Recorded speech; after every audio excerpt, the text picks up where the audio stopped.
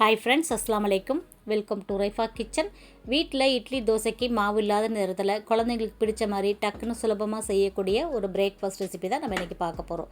இது சாப்பிட்றதுக்கு நல்லா டேஸ்ட்டாக இருக்குங்க. ஓரங்கள்லாம் நல்லா மொறுன்னு, நடுவில் நல்லா மெத்துன்னு பஞ்சு மாதிரி இருக்கக்கூடிய பன் தோசை தான் நம்ம இன்றைக்கி செய்ய போகிறோம். எப்படி செய்கிறதுன்னு பார்க்கலாமா? வீடியோ ஸ்கிப் பண்ணாமல் பாருங்கள். அப்படியே நம்ம சேனலுக்கு இப்போ தான் ஃபஸ்ட் டைமாக வந்திருக்கிறீங்கன்னா அப்படியே நம்ம சேனலையும் சப்ஸ்கிரைப் பண்ணிட்டு வந்துடுங்க. வாங்க இப்போ வீடியோக்குள்ளே போகலாம். ஒரே அளவுகளில் இருக்கக்கூடிய 2 கப்பு நான் எடுத்திருக்கேன். அதில் 1 கப்பில் 3/4 கப்பு அளவுக்கு ரவை எடுத்திருக்கேன். அதே மாதிரி 3/4 கப்பு அளவுக்கு நான் தயிர் எடுத்திருக்கேன். இப்போ இந்த ரவையை நம்ம ஊற வைக்கணும். ஒரு பாத்திரத்தில் சேர்த்துக்கோங்க. எடுத்து வச்சுருக்க தயிரையும் சேர்த்துக்கோங்க. இது கூட கொஞ்சமாக நம்ம தண்ணி சேர்த்துக்கலாம். தண்ணி சேர்த்துட்டு இது நல்லா மிக்ஸ் பண்ணி விட்டுட்டு ஒரு 10 நிமிஷம் அளவுக்கு இந்த ரவையை நம்ம ஊற வச்சிடலாம். 10 நிமிஷம் போதும். இந்த ரவை நல்லா ஊறி வந்துடும். நல்லா கலக்கி விட்டு மூடி போட்டு வச்சுருங்க. இப்போ இதுக்கு தொட்டுக்கிறதுக்கு ஒரு சட்னி தேவைப்படுது. நம்ம சட்னிக்கு தேவையானது ரெடி பண்ணிடலாம். இதுக்கு பார்த்திங்கன்னா மாவு கூட சேர்க்குறதுக்கு வெங்காயம், பச்சை மிளகாய் தனியாக கட் பண்ணி வச்சுருக்கேன். சட்னி தக்காளி சட்னி தான் செய்ய போகிறேன். இதுக்கு ரொம்ப எதுவுமே நான் சேர்க்கல. வெறும் வெங்காயம், தக்காளி, தேங்காய், காரத்துக்காக மிளகாய் வத்தல், இது மட்டும் தான் வச்சு நான் அரைக்க போகிறேன். இப்போ இந்த சட்னியை நம்ம வதக்கிட்டு அரைச்சிடலாம். கடாயில் எண்ணெய் ஊற்றிக்கோங்க.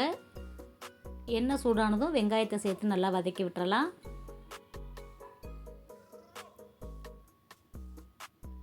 இப்போ வெங்காயம் ஓரளவு வதங்கினதுக்கப்புறம் நம்ம எடுத்து வச்சுருக்கிற மிளகாய் வத்தலை இது கூட சேர்த்துடலாம். உங்களுக்கு காரத்துக்கு தகுந்த மாதிரி நீங்கள் சேர்த்துக்கோங்க. நான் ஒரு 5 வத்தல் சேர்த்துருக்கேன். இது காரம் கரெக்டாக இருக்கும். நல்லா காரம் வேணால் இன்னும் 2 வத்தல் எக்ஸ்ட்ரா சேர்த்துக்கோங்க. இப்போ அது வதங்கிடுச்சு. அது கூட நம்ம கட் பண்ணி வச்சுருக்கிற தேங்காயையும் தக்காளியும் சேர்த்துட்டு நல்லா வதக்கி விட்டுறலாம்.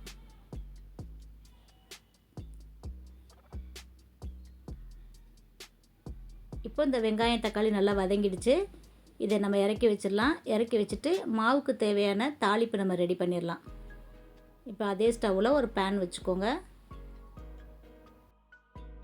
இப்போ இந்த தாளிப்பு பேனில் கொஞ்சமாக எண்ணெய் சேர்த்துக்கோங்க. எண்ணெய் சூடானதுக்கப்புறம் கடுகு, உளுத்தம்பருப்பு 1 ஸ்பூன் அளவுக்கு சேர்த்துக்கோங்க.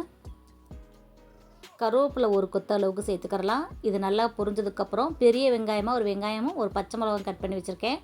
அதையும் இது கூட சேர்த்துட்டு நல்லா வதக்கி விட்டுறலாம். இந்த வெங்காயம் நல்லா வதங்கணும். அப்போ தான் நம்ம தோசை கூட சேர்ந்து சாப்பிட்றதுக்கு நல்லா டேஸ்ட்டாக இருக்கும். அதனால் நல்லா கலர் மாறுற வரைக்கும் இதை வதக்கி விட்டுக்கோங்க. இப்போ வெங்காயம் நல்லா கலர் மாறிடுச்சு. இப்போ நம்ம ஸ்டவ் ஆஃப் பண்ணிடலாம். இப்போ நம்ம ஊற வச்ச ரவையை பார்க்கலாம். நல்லா ஊறி இருக்குது பாருங்கள். இப்போ இதை நம்ம மிக்சியில் சேர்த்து அரைச்சிக்கலாம். நீங்கள் மிக்சியில் முதவே சேர்த்து அரைச்சாலுமே ஒரு 10 நிமிஷம் நம்ம ஊற வச்சு தான் நம்ம தோசை வார்க்கணும். அதனால் முதல்லையே நம்ம ஊற வச்சிட்டோன்னா நமக்கு டக்குன்னு வேலை முடியும்.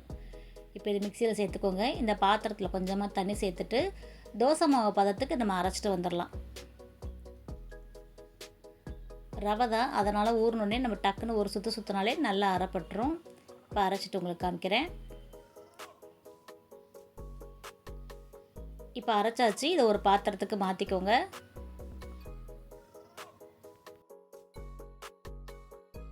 இப்போ நம்ம வதக்கி வச்சுருக்க வெங்காயம், பச்சை மிளகாய் தாளிப்பு வச்சுருக்கோம் இல்லையா, அதையும் இந்த மாவு கூட சேர்த்துடலாம். கொத்தமல்லி தழை உங்களுக்கு எந்த அளவுக்கு தேவைன்னு பார்த்து கொத்தமல்லி தலையும் கட் பண்ணி சேர்த்துக்கோங்க. மாவுக்கு தேவையான அளவுக்கு உப்பு சேர்த்துடலாம். ஒரு பிஞ்ச் அளவுக்கு சோடா உப்பு சேர்த்துக்கலாம். கண்டிப்பாக சோடா உப்பு சேர்த்துக்கோங்க. அப்போ தான் நல்லா சாஃப்டாக இருக்கும். ஆறி போனாலும் நமக்கு மெத்துன்னு வரும். அதனால் ஒரு பிஞ்ச் அளவுக்கு சோடா உப்பு சேர்த்துக்கலாம். சேர்த்துட்டு இப்போ நல்லா கலக்கி விட்டுருங்க. நமக்கு தோசைக்கு மாவு ரெடி ஆயிடுச்சு. இப்போ நம்ம வதக்கி வச்ச சட்னியுமே நல்லா ஆறிடுச்சு. இதை மிக்சியில் சேர்த்து உப்பு சேர்த்து நம்ம அரைச்சி எடுத்துக்கலாம். இந்த பன் தோசை செய்கிறதுக்கு நம்ம இது மாதிரி குழிவான பாத்திரம் எடுத்துக்கணும். நீங்கள் ஆப்பச்சட்டிலையும் சுடலாம், இல்லை தாளிக்கிற சின்ன கரண்டி வச்சுருப்போம் பார்த்தீங்களா, அதுலேயுமே நம்ம சுட்டுக்கலாம். தோசைகளில் ஊற்றினோன்னா அகலமாயிரும். இது மாதிரி குழிவான பாத்திரத்தில் ஊற்றினா தான் நமக்கு பன்னு மாதிரி நல்லா ஒப்பி வரும். இப்போ நான் ஆப்பக்கடாயிலே கொஞ்சமாக 1 ஸ்பூன் அளவுக்கு எண்ணெய் சேர்த்துட்டு மாவு 1.5 கரண்டி அளவுக்கு ஊற்றிருக்கேன். ஊற்றிட்டு மூடி போட்டு வச்சிடலாம். மூடி போட்டு அடுப்பை மிதமான தீயில் வச்சுக்கோங்க. அப்போ தான் நல்லா மேலெல்லாம் மொறுன்னு உள்ளே இருக்கிற மாவுமே நமக்கு நல்லா வெந்து வரும். திருப்பி போட்டு மறுபடியும் மூடி வச்சு வேக வச்சு எடுக்கலாம். இப்போ வெந்துருச்சு பாருங்கள். இப்போ இதை நம்ம எடுத்துடலாம். இப்போ இன்னொரு தோசை நான் ஊற்றி காமிக்கிறேன். 1 ஸ்பூன் அளவுக்கு எண்ணெய் ஊற்றிக்கோங்க. ஊற்றிட்டு 1.5 கரண்டி அளவுக்கு நம்ம மாவு சேர்த்துக்கலாம். மாவு சேர்த்துட்டு மூடி போட்டு மிதமான தீயில் வச்சுருங்க. எண்ணெய் கொஞ்சம் ஊற்றினா தான் நமக்கு ஓரங்கள் மொறுன்னு இருக்கும். உள்ளே இருக்கிற மாவுமே நல்லா வெந்திருக்கும். இப்போ வெந்துருச்சு பாருங்கள். அப்படியே திருப்பி போட்டுருங்க. இன்னொரு பக்கமாக வேகிற அளவுக்கு நம்ம மூடி வச்சுட்டு எடுத்துடலாம். இப்போ நல்லா 2 பக்கம் நல்லா வெந்து நல்லா பன்னு மாதிரி நல்லா உப்பி வந்திருக்கு பாருங்கள். பார்க்கும்போதே உங்களுக்கு தெரியும். குழிவான பாத்திரத்தில் ஊற்றினா தான் இது போல் நமக்கு கிடைக்கும். ஓரங்கள் பார்த்திங்கன்னா நல்லா மொறுன்னு இருக்குது, நடுவுலையும் பன்னு மாதிரி இருக்குது. இப்போ இதை எடுத்தாச்சு. இதே மாதிரியே நம்ம எல்லா மாவுலையும் நம்ம பன் தோசை சுட்டு எடுத்துடலாம்.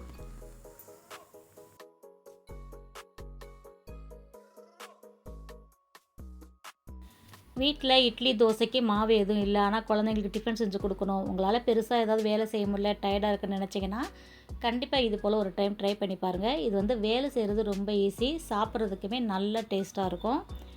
இப்போ எல்லா பன் தோசையும் நம்ம சுட்டு எடுத்தாச்சு. கண்டிப்பாக இது கூட ஏதாவது ஒரு சட்னி வச்சுக்கோங்க. தேங்காய் சட்னி, தக்காளி சட்னி, கார சட்னி இப்படி ஏதாவது ஒன்று வச்சுக்கோங்க. நான் வந்து இன்றைக்கி தக்காளி சட்னி தான் வச்சுருக்கேன். தக்காளி சட்னி கூட தொட்டு சாப்பிட்றதுக்கு இந்த தோசை வந்து சூப்பராக இருக்கும். இப்போ தோசையை நம்ம பிச்சு பார்த்துடலாம். பாருங்கள், நல்ல ஓரங்கள் வந்து நல்லா மொறுமொறுப்பாக இருக்குது, நடுவில் வந்து நல்லா மெத்துன்னு இருக்குது பாருங்கள். நல்லா பந்து மாதிரி இருக்குது. தக்காளி சட்னி கூட சாப்பிட்றதுக்கு சூப்பராக இருக்கும். இப்போ எல்லாமே பிள்ளைங்க லீவில் வீட்டில் இருப்பாங்க. எப்போ பார்த்தாலும் ஒரே இட்லி தோசை உப்புமான்னு செஞ்சு கொடுக்காம புதுசாக அந்த மாதிரி செஞ்சு கொடுத்திங்கன்னா குழந்தைங்களுமே விரும்பி சாப்பிடுவாங்க. நம்மளுமே புதுசாக செஞ்சு கற்றுக்கிட்ட மாதிரி இருக்கும். அதனால் கண்டிப்பாக ட்ரை பண்ணி பாருங்கள். அவ்வளோதாங்க, நல்லா டேஸ்டியாக அதே நேரம் சுலபமாக செய்யக்கூடிய பன் தோசை எப்படி செய்கிறது நம்ம பார்த்துட்டோம். இந்த ரெசிபி உங்களுக்கு பிடிச்சிருக்குன்னு நினைக்கிறேன். பிடிச்சிருந்தா நீங்களும் செஞ்சு பார்த்துட்டு எப்படி இருக்குன்னு சொல்லுங்கள்.